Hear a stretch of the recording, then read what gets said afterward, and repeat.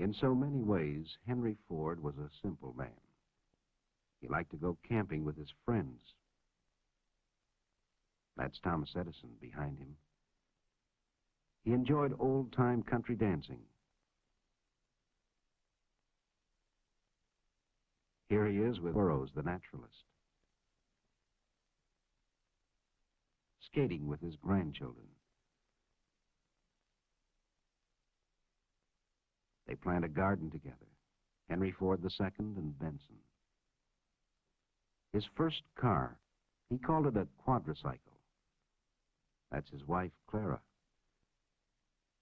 He began with an idea that most people thought wouldn't work, but he made it work.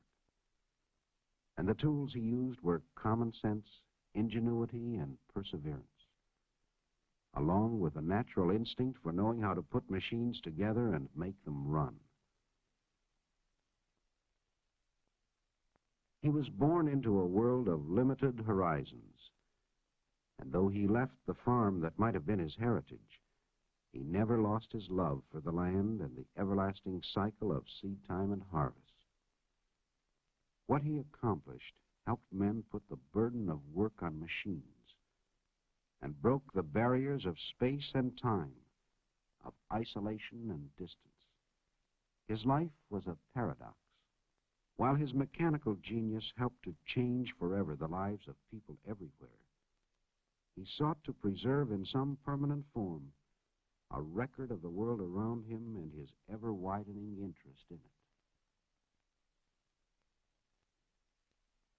He collected buildings the way others collect stamps and put them in a village where time stands still.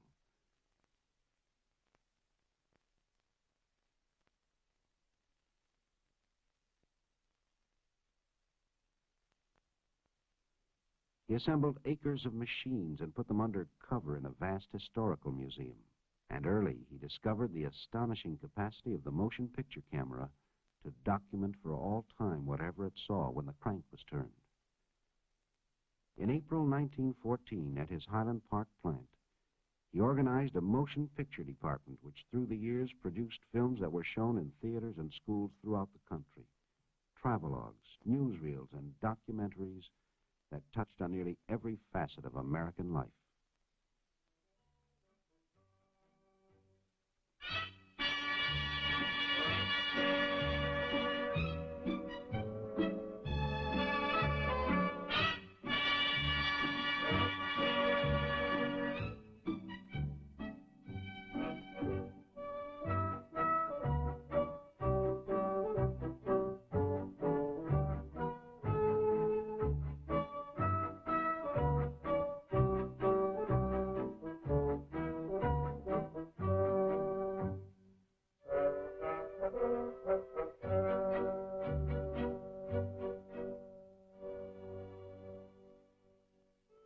This is the way the country looks in the years before the First World War. Rich, rolling, but often inaccessible.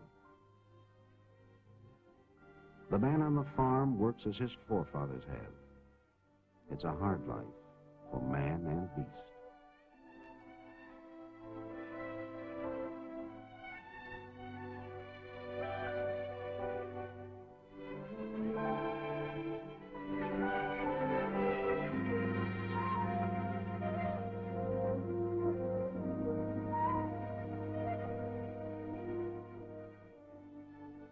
And a long day for the farmer's wife, too.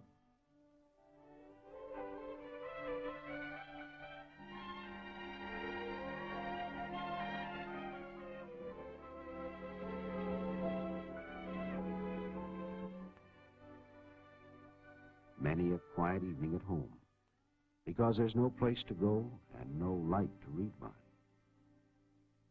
A man thinks twice before he goes to market on roads like this.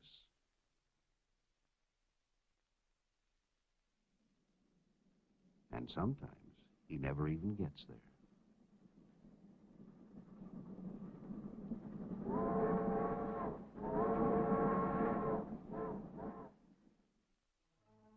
It's a long walk to school on a muddy road. More fun to go by sleigh in the winter.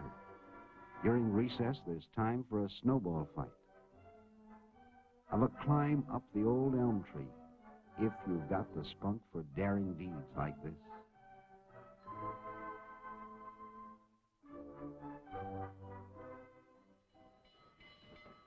The one sure way to get someplace is on a train.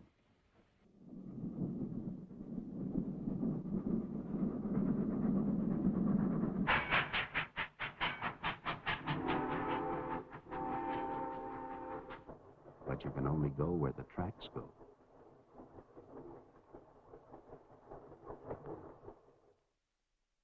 Life in the city moves at a slow pace. This is Pennsylvania Avenue in Washington. No trip to the Capitol is complete without a tour of the White House. President Wilson lives here now. The East Room, with its chandeliers and shiny floors.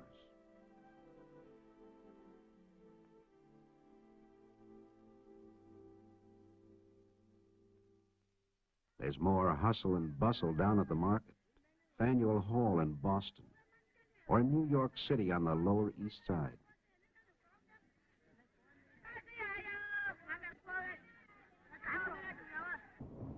Always plenty to do and see in the big town.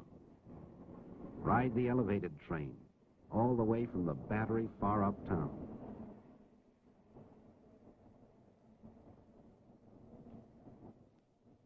There's the Hippodrome, one of the big theaters in New York.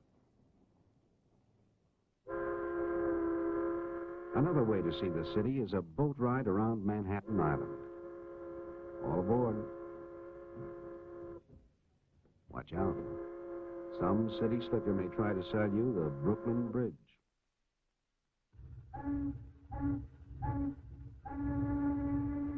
We're passing the Battery with its famous aquarium. There's a Navy cruiser at anchor.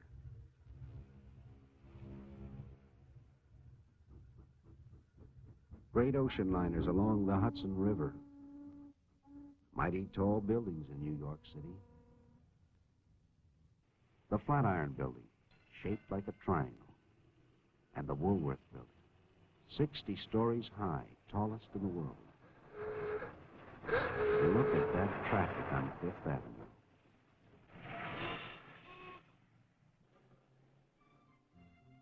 Kind of peaceful over on Riverside Drive. Grant's Tomb, always one of the favorite sights to see. Sunday in Central Park.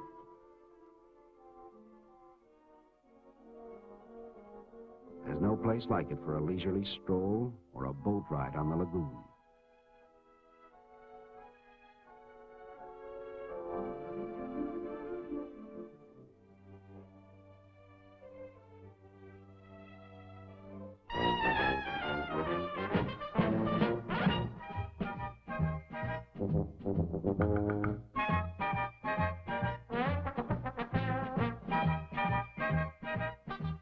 Thrills and spills at Coney Island.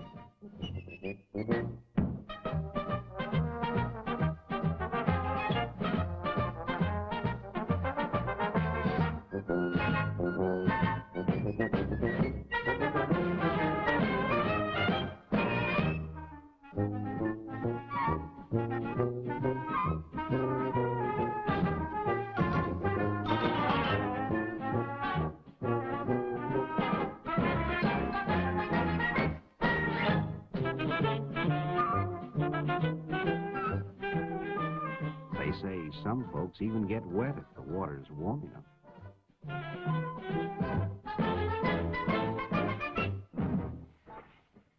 And where do we go on vacation once a year? Atlantic City, of course. No, that's not a real elephant. It's a hotel at the end of the boardwalk.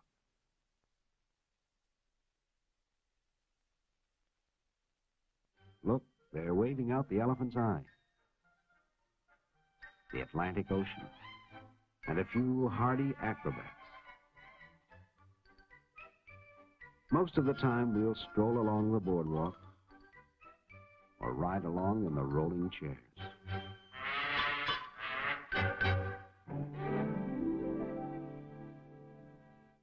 Every city has a pretty park. This is Belle Isle near Detroit, with lagoons for a quiet afternoon ride in a canoe, if you don't mind the crowds. Some like to dance, while others gather around the piano to listen. In the winter, the adventurous go ice skating.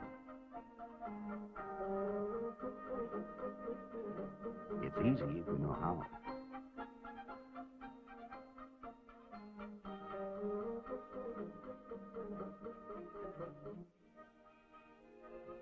For the really daring, there's nothing like the thrill of an ice boat on a clear, cold day, or the fast track on a toboggan slide.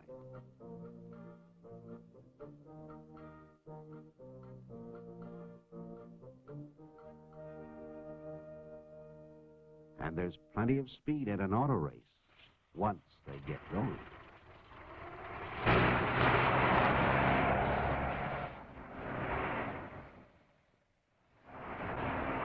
Buffalo Bill himself, William F. Cody, in his 71st year and straight as an arrow.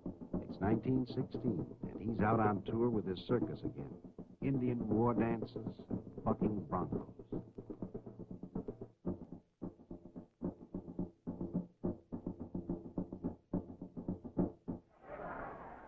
The opening of baseball season, and time to throw out the first ball.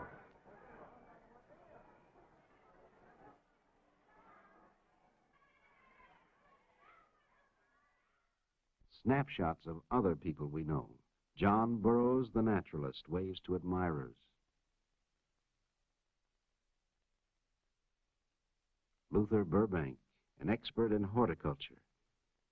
In his experiments, he's removed the spines from the cactus. Says it's good to eat, too. We'll take his word for it. Thomas Edison in San Francisco in 1915. He's out for a drive with his wife and Mr. and Mrs. Harvey Firestone. Joseph G. Cannon of Illinois, former Speaker of the House of Representatives. Will Rogers, America's favorite humorist.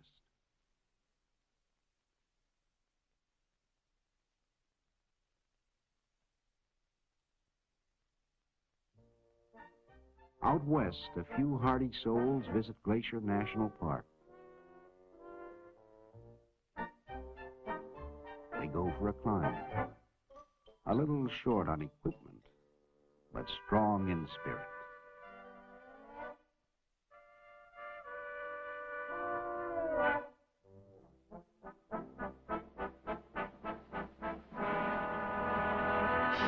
The view is worth the effort, so they say.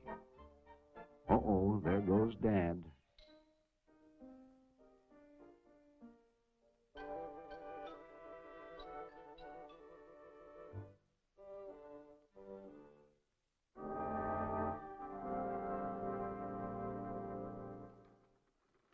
It's not all play. There's still work to be done, and no limit, it seems, to our natural resources.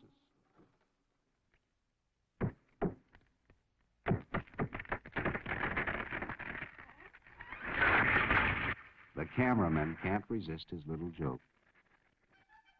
You see a lot of women in the factories now. These girls are making footballs.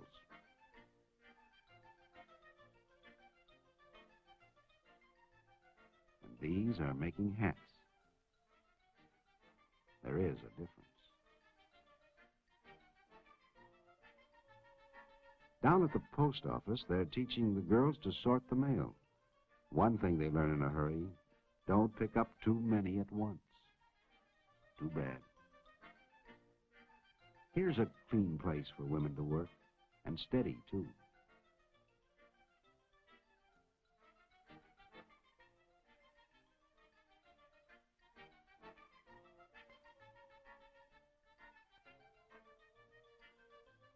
Some men change their collars twice a week. Machines do more and more of the hard work these days. For instance, here's the way they assemble the spokes and make the wheels for the Model T Ford in Highland Park, Michigan.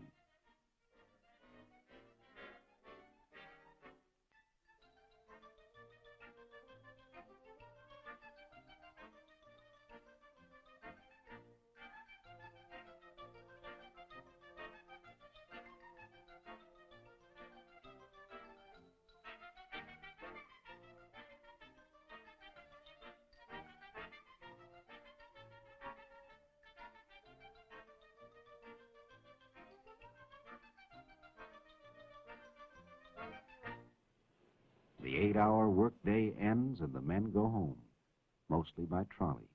Not many can afford to buy a car of their own yet.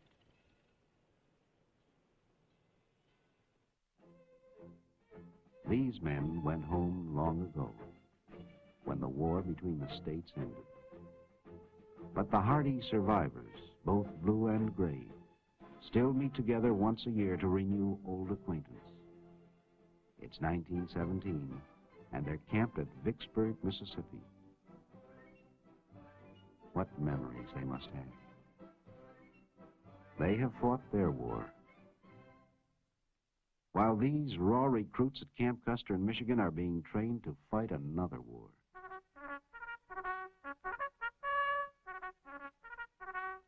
The call goes out and youth responds enthusiastically.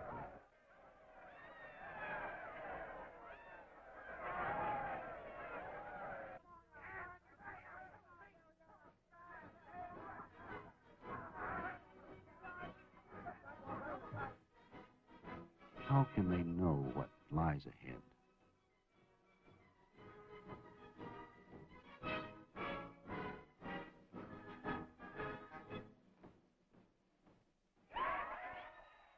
Just a year ago, we re-elected Woodrow Wilson as president. Now we're in a war we hope to avoid, but we're confident he'll lead us to victory. The mood of the nation changes. We talk about Liberty loans and Liberty cabbage. Food will win the war, and Uncle Sam needs you. Old heroes are popular again. Here's Theodore Roosevelt, surrounded by crowds wherever he goes. Everything's just bully. And there's a parade in every city and town.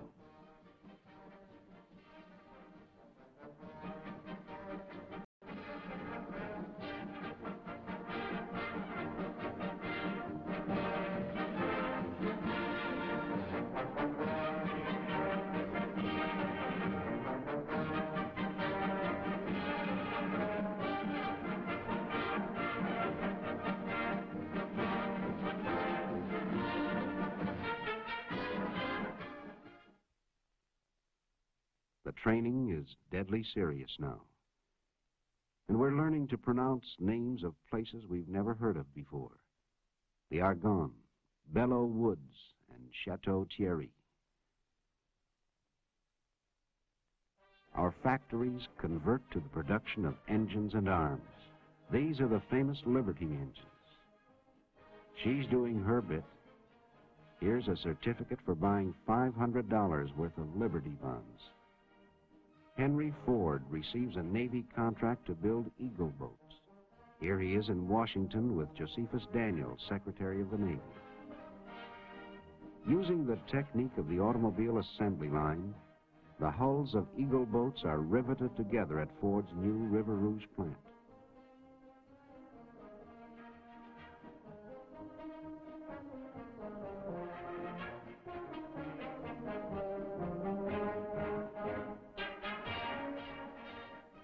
The launching of an Eagle boat.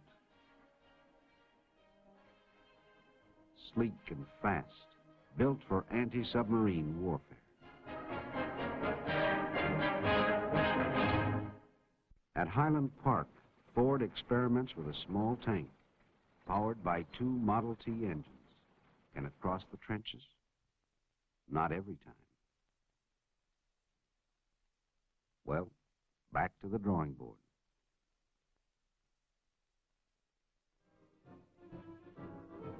The city of Detroit turns out to say goodbye and good luck to those who go to fight in foreign fields.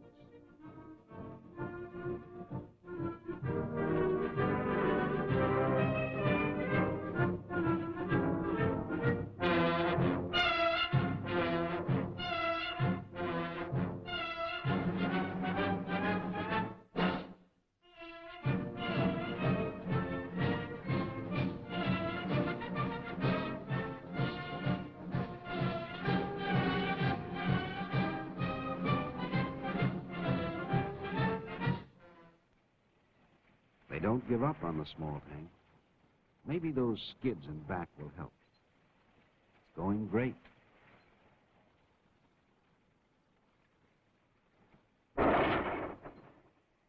Too bad.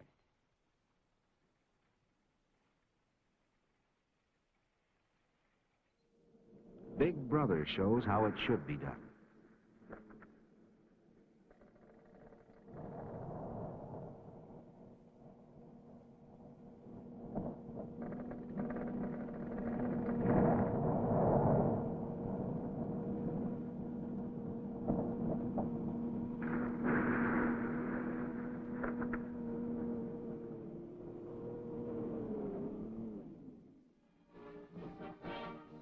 At Highland Park, the men turn out for a patriotic parade and rally.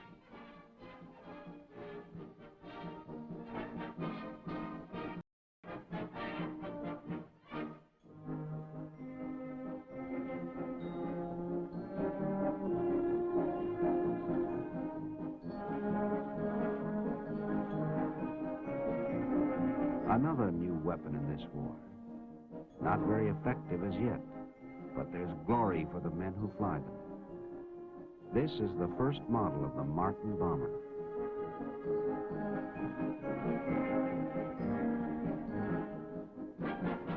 Eddie Rickenbacker, America's flying ace, comes home to encourage more plane production. Here's how they manufacture Curtiss H-type flying boats.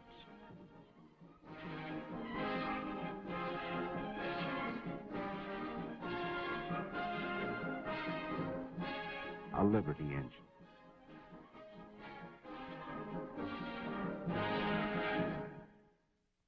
The faces of America at war. These are men working in the shipyard at Hog Island. The Red Cross girl, a familiar and friendly sight. Captain Kittle. He's worked at the Bureau of Engraving in Washington since 1864. Barracks life in an army camp.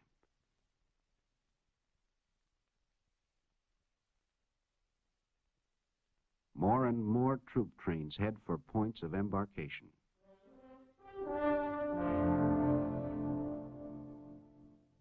The last cup of coffee before we shove off.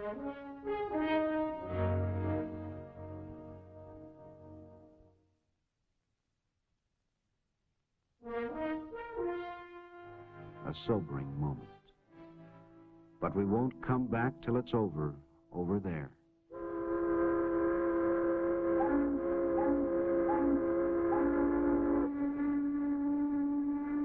Meanwhile, back at the tank test, there goes another one.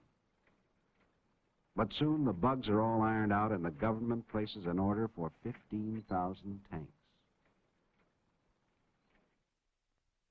Lord Northcliffe in Detroit, sent by King George to arrange for the shipment of Fordson tractors to Great Britain to speed up the production of food. He tries a new Fordson, followed by Henry Ford. Parades and more parades to keep the home fires burning.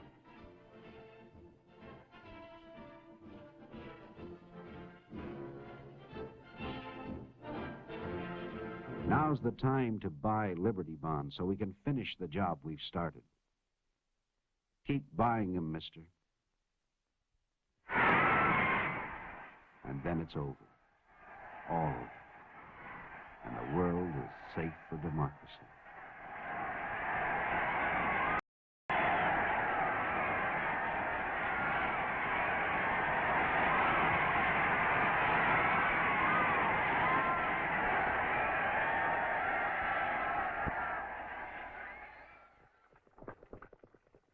One more parade in Washington.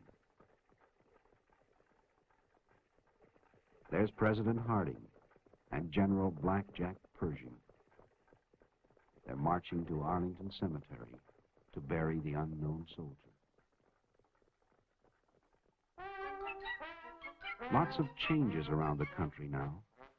Seems like everyone's on the move. But we've got to do something about those roads.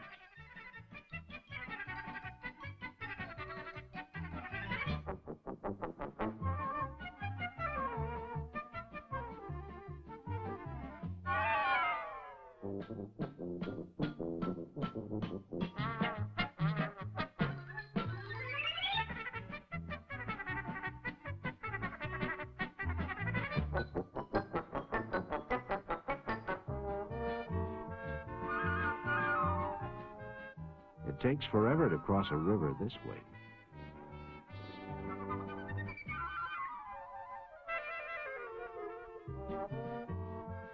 We begin to build new roads as fast as we can.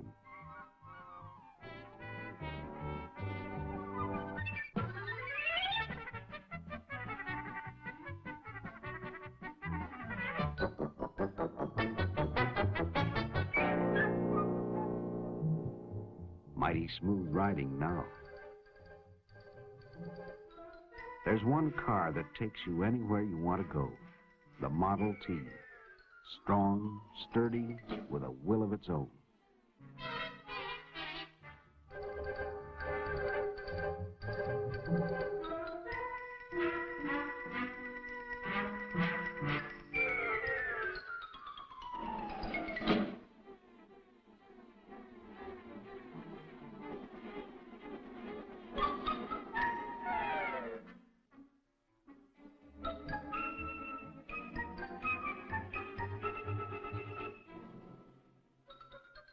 Here's how they put them together at the Highland Park plant.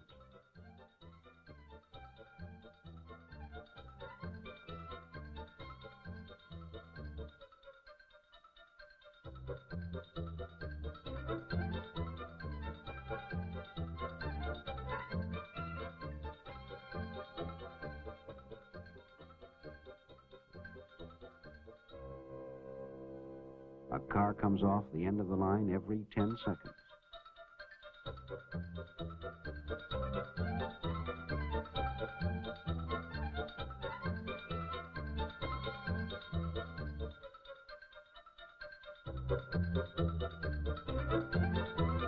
Dealers sell them in just about every town in the land.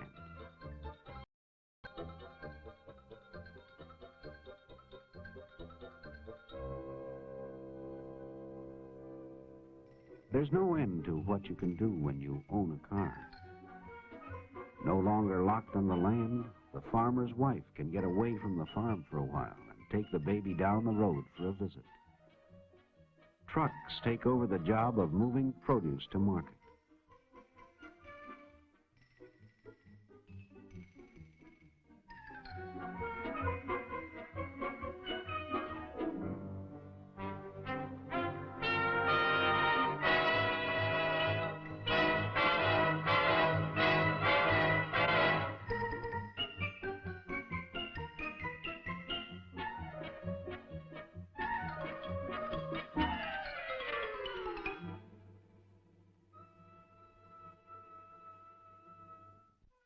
The Sunday afternoon drive becomes a national habit. This is the Columbia River Highway out in Oregon, built in 1917.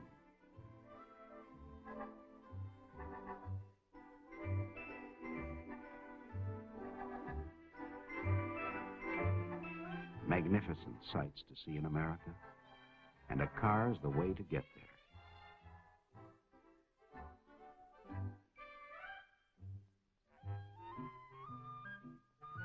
Watch, that bear is hungry.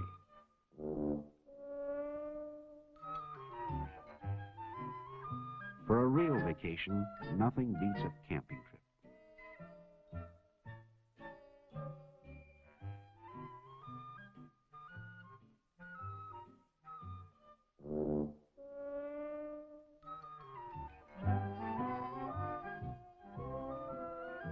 Picnics in the park or alongside the lake.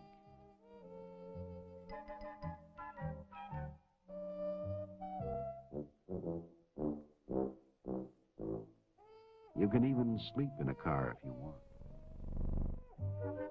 Henry Ford and his friends go camping in style. President Harding arrives to pay a Sunday visit while they're in the Great Smoky Mountains. Here he is with Harvey Firestone.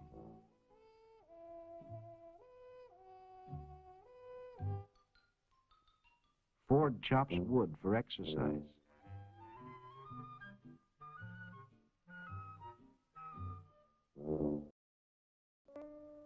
While Thomas Edison takes a snooze. Firestone offers some friendly advice.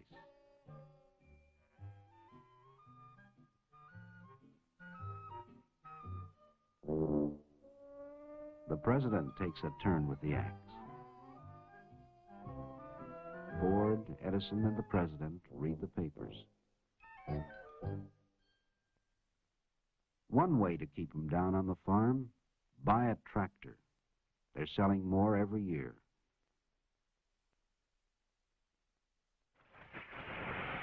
Modern equipment speeds up the work, makes it easier and more efficient, too.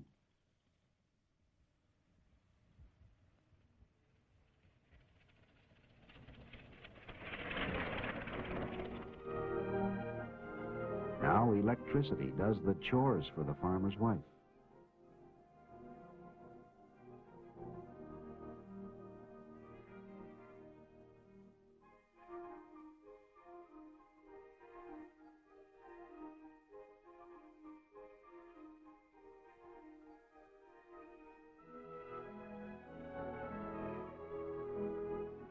And running water wherever you want it.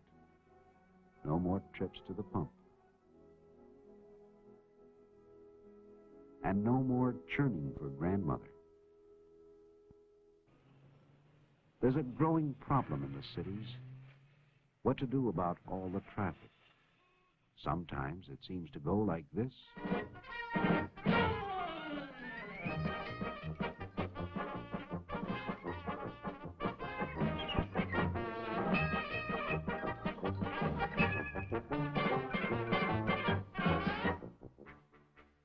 And there's a parking problem, even in small towns.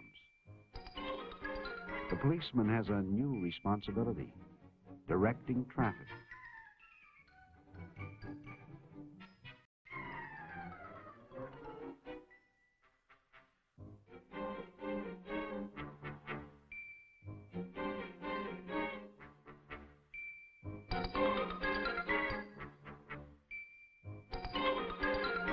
Steps are taken to dramatize the need for safer driving.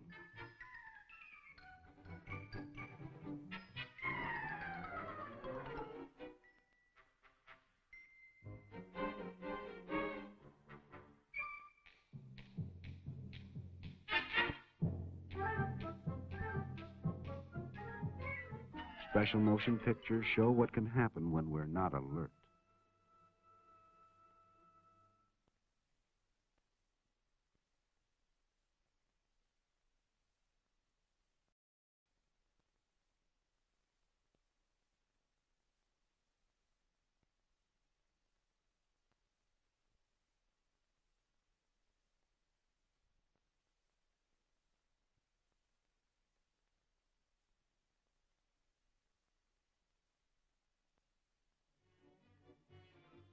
The age of the automobile changes nearly every aspect of American life. The tempo quickens in city and country. No longer a luxury, almost everyone can afford to own a car. And sometimes it seems that we're all on the road at the same time. We're a nation on wheels, and soon to take to the air as a slim young man in a silver plane opens up new horizons.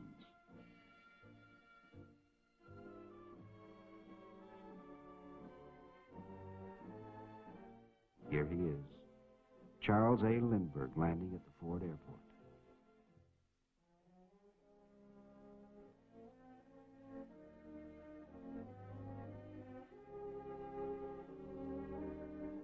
Another pioneer gives us the courage to try something new.